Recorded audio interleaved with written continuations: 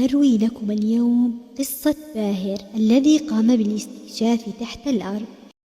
ما بين القرن 18 و19 قرر أحد سلاطين الدولة العثمانية بتدريب مجموعة من جنود الكشافة بالجيش العثماني لرحلة استكشافية إلى القطب الشمالي، وذلك للبحث عن أماكن غير مستعمرة ودراسة الطرق السهلة، وذلك لتمهيدا للزحف العثماني وقتها لحكم العالم.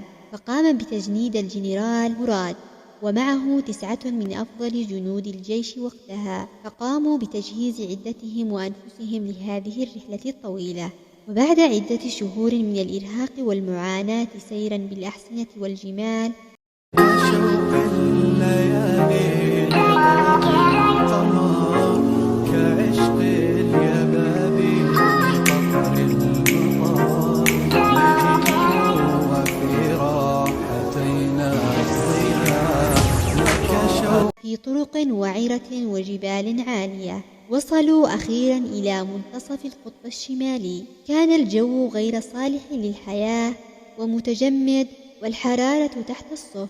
نصبوا خيامهم وقرروا المبيت، ولكن الجو قاتل والرياح الثلجية مميتة، فابتعدوا بقدر ما استطاعوا من هذه المنطقة المميتة. فبمجرد جلوسهم بدون حركة كفيلة بالقضاء عليهم متجمدين هم وحيواناتهم، فذهبوا لواد ما بين جبلين ليستكشفوا هذه المنطقة التي تكاد تكون صالحة للحياة. فتعجبوا من شكل الصخور الغريبة التي كانت على هيئة أكواخ صغيرة. فمن الذي يستطيع بناء أكواخ من صخر صلب؟ وكيف تكون الطبيعة هي التي صنعتها بهذا الشكل المتناسق؟ بحثوا بداخل هذه الأكواخ فلم يجدوا أي أثر لأي شخص حي، فقرروا المبيت في هذه المنطقة وسكنوا هذه الأكواخ الصغيرة الغريبة.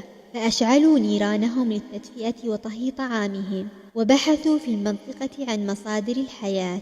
قال الجنرال مراد لأحد جنوده وكان يسمى باهر: أنت يا باهر مسؤول عن استكشاف هذه المنطقة والبحث عن الماء والنبات والحيوان. وآخر كان مسؤول عن ترسيم حدود المنطقة، وآخر كان مسؤول عن قياس المسافات المختلفة للمنطقة، فكل واحد فيهم مسؤول عن شيء. فتفرقوا وقام كل شخص بعمله. ذهب باهر متجها لأدغال المنطقة في الغابات التي ليس لها أي دلائل عن وجود بشر بهذه المنطقة، لم يدخل بها بشر قط. وبعد البحث المستمر والاستكشاف وجد بئر غريب قديم، فقام باستكشافه بحثا عن الماء، فلم يستطع بسبب عمق هذا البئر. ولو ينفع هاخد من عمري واديك حبيبي يا غالي، بتلاقي أحلى أكتر حد أبقالي أنا أتمنى. ولكن البئر يبلع أي شيء بدون أن يسمع له أي مستقر في القاع. تعجب باهر من هذا البئر الذي هو بالأساس حفرة، فربط بعض الأحبال بل كل ما يملك من حبال، وربط بآخره بحجر كبير ليقيس عمقه، ولكن بدون جدوى، فلم يصل إلى عمق هذا البئر. فجلس على حافة البئر وبدأ ينظر بنفسه بداخله، فوجدها حفرة ليست من صنع أحد، بل مثلها مثل الأكواخ الغريبة التي رأوها. قام باهر بربط الحبل حول وسطه لينزل إلى هذا البئر، وبدون أي حسبان انقطع الحبل ووقع بداخل هذه الحفرة العميقة جدا. وبعد دقائق من وقوعه حتى استقر بالقاع، فأغشي عليه يفيق بعدها مندهشا مما رأى متعجبا مما هو عليه. ما هذا الذي أراه أمام عيني؟ وما هذه الحياة وما هذه المخلوقات؟ وبعد وقوع باهر في هذا البئر العميق جدا الذي استغرق وصوله للقاع دقائق كثيرة، فاصطدم فأغشي عليه ليفيق فوق جبل كبير ليرى مشاهد لم يرى مثلها في حياته. ما هذا؟ أهذا حلما أم حقيقة؟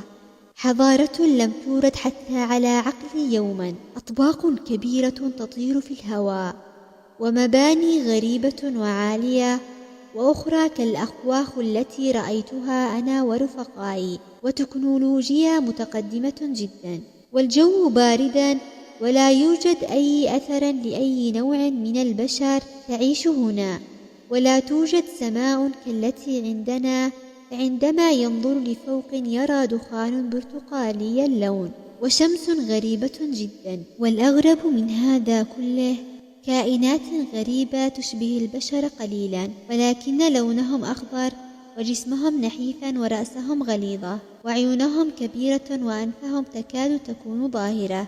أين أنا؟ هذا هو الجحيم؟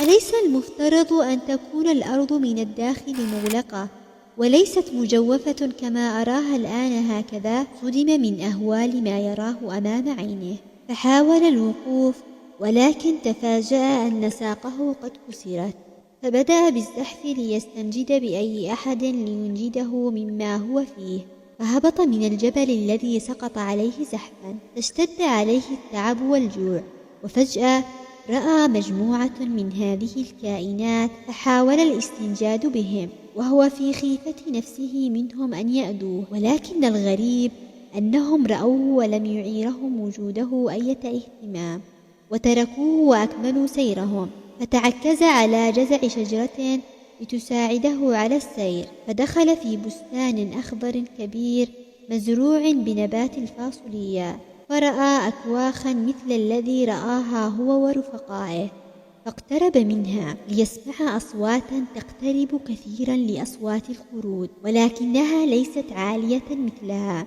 وبدأ بدق أحد أبواب هذه الأكواخ وقال: السلام عليكم. وفجأة كل الأصوات التي يسمعها تصمت، فأعاد ما قال: السلام عليكم يا قوم. فسمع صوت زئير يأتي من داخل النباتات ويقترب أكثر فأكثر، خاف مما سمعه وحاول الهروب أو الاختباء، ولكن أين يا ترى؟ اقترب الصوت جدا، فصدم بما رأى، حيوانان يشبهون الكلب والذئب، لا يدري